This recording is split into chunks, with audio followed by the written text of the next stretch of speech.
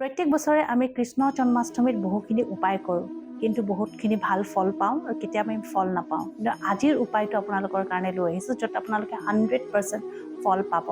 যিসকলৰ ৰিলেশ্যনশ্বিপত ইছ্যু, পঢ়া related issue বা শৰীৰ বহুতখিনি টাইমলৈকে বেয়া হৈ আছে, ডক্টৰে গম পোৱা নাই কি হৈ আছে, আপোনালোকে তথাপিও ভাল ফল পাব এই উপায়টো কৰি পেলাই।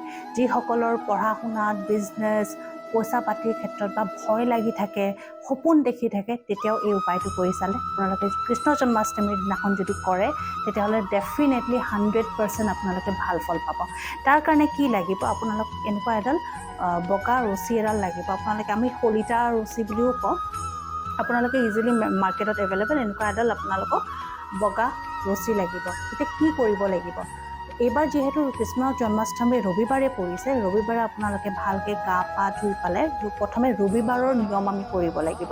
নিয়মটো কি হ'ব, সেইদিনাখন পাৰে যদি আপোনালোকে কিবা বস্তু যদি গুড় বা ৰুটি এনেকৈ যদি আপোনালোকে গৰুক খুৱাই, বহুতখিনি আপোনালোকৰ ৰবি সম্পৰ্কে যিকোনো দোষ বা যিকোনো প্ৰব্লেম যদি চলি আছিলে, গভৰ্ণমেণ্টেল ৰিলেটেড যদি প্ৰব্লেম চলি আছিলে, বহুতখিনি কাটা গুচি যাব। লগতে সেইদিনাখন আপোনালোকে সূৰ্য প্ৰণাম কৰিবলৈ নেপাহৰিব, কাৰণ সূৰ্য প্ৰণাম কৰিলে আমি আমাৰ অৰা ক্লিনছ কৰোঁ, আমি 7 চাক্ৰা বেলেঞ্চ কৰা বুলি কয়। চ' 7 চাক্ৰা আমি যিহেতু বেলেঞ্চ কৰিব পাৰোঁ, তেতিয়া আমাৰ প্ৰত্যেকটা বস্তু, আমাৰ এলিমেণ্টছবোৰ বেলেঞ্চ হৈ থাকে বডিত, আৰু সেনেকৈ আমাৰ দিশবোৰ পাওঁ, আমি জীৱনত কি কৰিব লাগে, আমি কেনেকৈ উন্নতি কৰিব লাগে, সেই দিশখিনি আমি পোৱা যায়।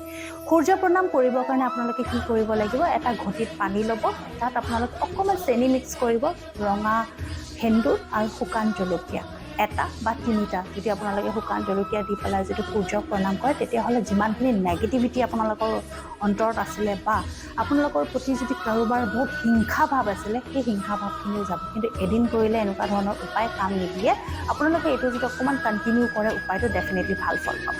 তাৰপিছত আপোনালোকে যেতিয়া কৃষ্ণ জন্মাষ্টমীৰ ভোগ বনাব, এতিয়া ভোগৰ ক্ষেত্ৰত আমাৰ ক্ষেত্ৰত আমি পায়স বনাওঁ, বহুতে বেলেগ বেলেগ বিভিন্ন ধৰণৰ ভোগ দিয়ে, আপোনালোকে পায়স দিবলৈ নাপাহৰিব। আৰু পায়সত অকণমান কেশৰ নিশ্চয় দিব, কাৰণ কেশৰ দিয়াৰ লগে লগে আমি বৃহস্পতিও আমাৰ নিজৰ ষ্ট্ৰং কৰোঁ, আৰু তেতিয়া কি হয়, আমাৰ উইজডম বাঢ়ে, আমাৰ এনকাৰেজমেণ্ট আমি নিজৰ হওঁ, আমাৰ কাৰেজটো বাঢ়ে। আপোনালোকে তাতে অকণমান কাৰোবাৰ ওচৰত যদি কেশৰ নাই, তেতিয়াহ'লে 1 পিঞ্চ, বেছি নহয় 1 পিঞ্চ আপোনালোকে হালধি দিব পাৰে, তাতেও সেই কামটো খুব ভাল কৰে। যেতিয়া আপোনালোকে ভালকৈ ভগৱানৰ ওচৰত ভোগ দিব, প্ৰসাদ দিব, তেতিয়া এই কামটো উপায়টো কৰিব। এতিয়া এই উপায়টো হ'ল কি, এই উপায়টো হ'ল এইডাল এনেকুৱা ধৰণৰ এডাল ৰছী ল'ব, কিন্তু ৰছীডাল আপোনালোকৰ নিজৰ হাইটৰ ল'ব। এতিয়া কেনেকুৱা হাইট, আপোনালোকে নিজৰ ৱালত হাইটটো জুখি ল'ব, জুখি লোৱাৰ পিছত তাতে এটা ডট এটা দিব, আৰু এনেকুৱা ধৰণৰ ৰছীতে জুখি পেলাই তাতে কাটি ল'ব।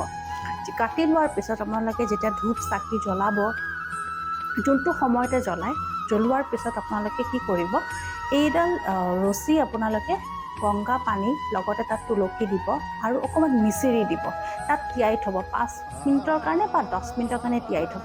তিয়াই থোৱাৰ পিছত আপোনালোকে সেইডাল লৈ আহিব, ধূপ চাকি ভালকৈ দেখাব, অকণমান চাফা কৰি ল'ব, মানে পানীখিনি অকণমান বেলেগ কাপোৰেৰে ভালকৈ মুচি ল'ব। তাৰপিছত কি কৰিব, এই ৰছীডালত আপোনালোকে এটা গাঁত বান্ধিব লাগিব, এনেকৈ আপোনালোকে স্ক্ৰীণত দেখিছে। এনেকৈ যেতিয়া গাঁত বান্ধিব, তেতিয়াহ'লে আপোনালোকে এটা মন্ত্ৰ ক'ব লাগিব, ওম ক্লীম কৃষ্ণায় নমঃ বুলি কৈ এই গাঁতটো আপোনালোকে এনেকৈ বান্ধি দিব। ছেকেণ্ড গাঁতটো আকৌ বান্ধিব, ওম ক্লীম কৃষ্ণায় নমঃ। এনেকৈ কৰি 108টা গাঁত মাৰিব লাগিব গোটেই ৰছীডালত। সেইটো কাৰণে অলপ মানে অকণমান গেপটো অলপ কমকৈ ৰাখিব, মনত ৰাখিব, অভাৰলেপ নকৰিব। যদি এটা গাঁঠিৰ মাজত যদি অলপ বেছি গেপ হৈছে, ছেকেণ্ডটোত যদি কম গেপ হৈছে, একো প্ৰব্লেম নাই। তাত আপোনালোকে এইটো ভাবি নল'ব কি আপোনালোকৰ এতিয়া নিয়মটো নহ'ব নেকি বুলি, সেইবোৰ মনলৈ নানিব, কাৰণ নিয়মটো এনেও হ'ব, যথেষ্ট হ'ব, কাৰণ আপুনি ভগৱানৰ নাম লৈ পেলাই এই ৰছীডাল বনাই আছে। দ্বিতীয় কথাটো হ'ল কি, অভাৰলেপ নকৰিব, অভাৰলেপ কৰিলে অলপ দিগদাৰ হয় বস্তুবোৰৰ। যিহেতু আপোনালোকে মন্ত্ৰ জাপ কৰিব, যেতিয়া গোটেইখিনি মন্ত্ৰ হৈ যাব, 108টা কাঠি আপোনালোকে মাৰিব, মন্ত্ৰখিনি হৈ যাব, সেইখিনি এই ৰছীডাল আপোনালোকে ভগৱানৰ ওচৰত, ভগৱানৰ ভৰিৰ ওচৰত থৈ দিব। আৰু যেনেকৈ পূজা কৰে, ভালকৈ ফুলেৰে পূজা কৰে, যেনেকৈ পূজা কৰে ভালকৈ পূজা কৰিব। নেক্সট ডে যেতিয়া গা পা ধুই আকৌ সূৰ্য প্ৰণাম কৰি পেলাই তাৰপিছত এই ৰছীডাল আপোনালোকে পাৰে যদি ডিঙিত পিন্ধিব। যেতিয়া ডিঙিত পিন্ধিব আপোনালোকৰ কি সমস্যা আছে সেই সমস্যাটোৰ কথা কৈ পেলাইহে ডিঙিত পিন্ধিব।